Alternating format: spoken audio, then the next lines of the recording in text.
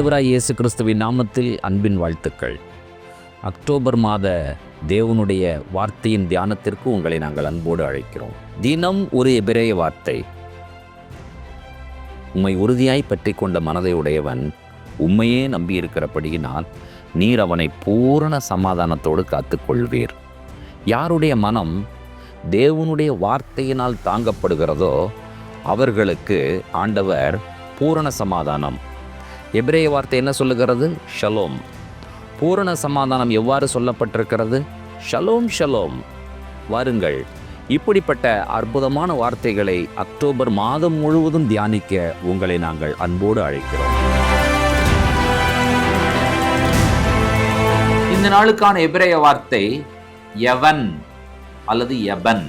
இதனுடைய பொருள் ஸ்டோன், கல், பாதுகாக்கிற உதவி செய்கிற கல்.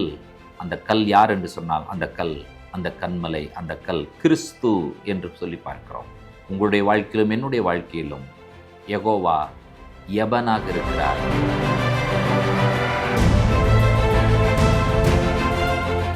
ஷலோம். இந்த நாளுக்கான எபிரேய வார்த்தை 1 சாமுவேல் 7ஆம் அதிகாரம் 12வது வசனத்திலிருந்து நாம் கற்றுக்கொள்ள இருக்கிறோம். அப்பொழுது சாமுவேல் ஒரு கல்லை எடுத்து மிஸ்பாவுக்கும் சேனுக்கும் நடுவாக நிறுத்தி, இம்மட்டும் கர்த்தர் எங்களுக்கு உதவி செய்தார் என்று சொல்லி அதற்கு எபனேசர் என்று பெயரிட்டான். இந்த நாளுக்கான எபிரேய வார்த்தை யவன் அல்லது யபன். ஆலப் செகோல் பேத் செகோல் நூன் சோஃபித். ஆலப் பேத் நூன் சோஃபித், யபன் அல்லது யவன்.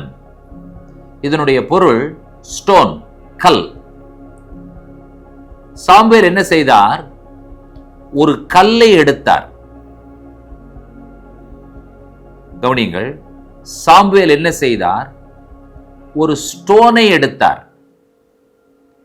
கவனிங்கள், சாமுவேல் என்ன செய்தார்? ஒரு யபனை எடுத்தார். யவனை எடுத்தார். யபன், யபன் ஹீப்ரு, ஸ்டோன் இங்கிலீஷ், கல் தமிழ். யபன், அவ்வளவுதான். யபன்னா ஸ்டோன்.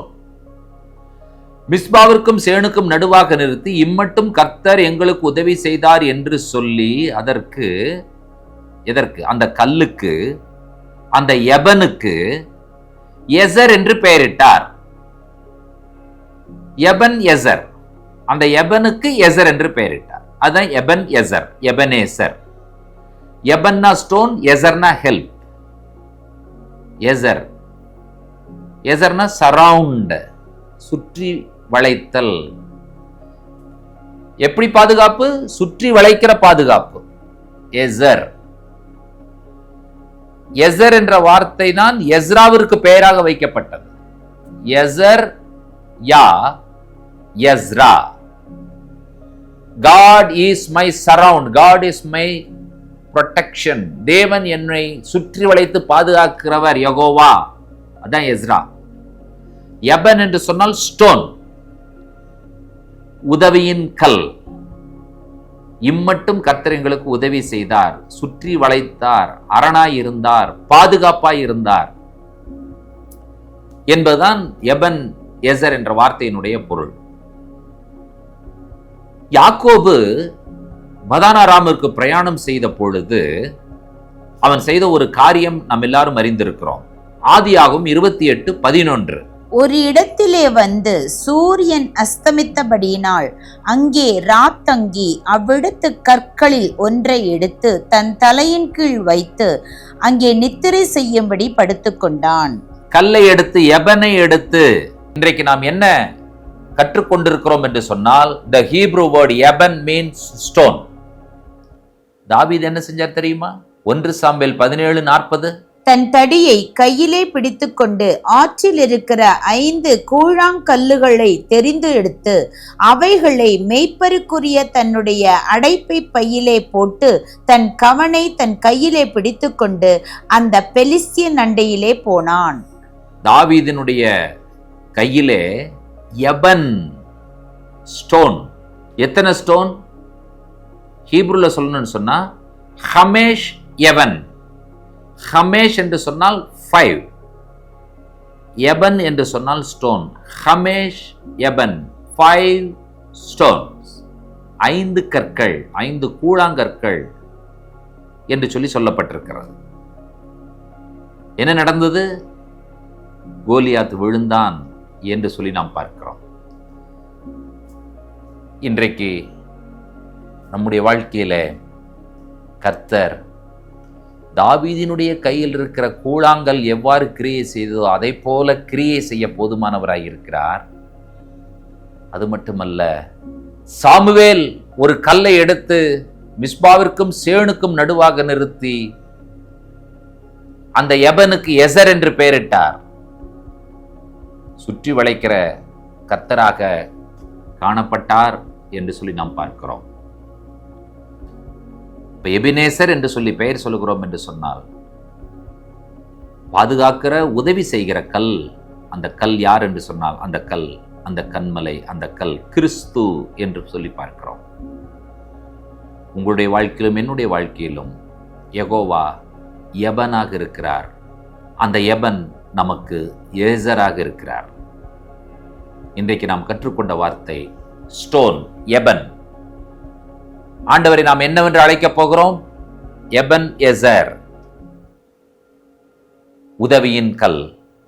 நம்முடைய வாழ்க்கையில் கூடவே வருவார், நம்மை ஆசீர்வதிப்பார், நம்மை பாதுகாப்பார், நம்மை சுற்றி வளைத்து எதிரிகள் அண்டாதபடி நம்மை பாதுகாக்கிற எபனேசருக்காக நாம் ஆண்டவருக்கு நன்றி சொல்வோம். ஜெபிப்போம். உன்னதங்களில் வாசமாயிருக்கிற எங்கள் அன்பின் ஆண்டவரை, ஆசீர்வதிக்கப்பட்ட அற்புதமான காலை பொழுதிலே எபன் எசர் என்பதை நாங்கள் புரிந்து கொண்டோம். அந்த எபன் தாவீதினுடைய கையில் இருந்த பொழுது கோலியாத் விழுந்தான். அந்த எபன் யாக்கோபினுடைய தலையின் கீழ் இருந்த பொழுது தேவதூதர்கள் ஏறுவதையும் இறங்குவதையும் யாக்கோபு கண்டார்.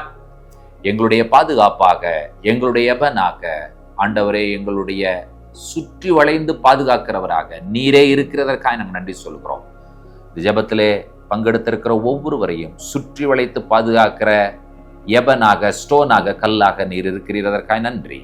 துதி கனமகிமை உமக்கே ஏறெடுக்கிறோம். இயேசு கிறிஸ்துவின் நாமத்தில் வேண்டுகிறோம் பிதாவே, ஆமென்.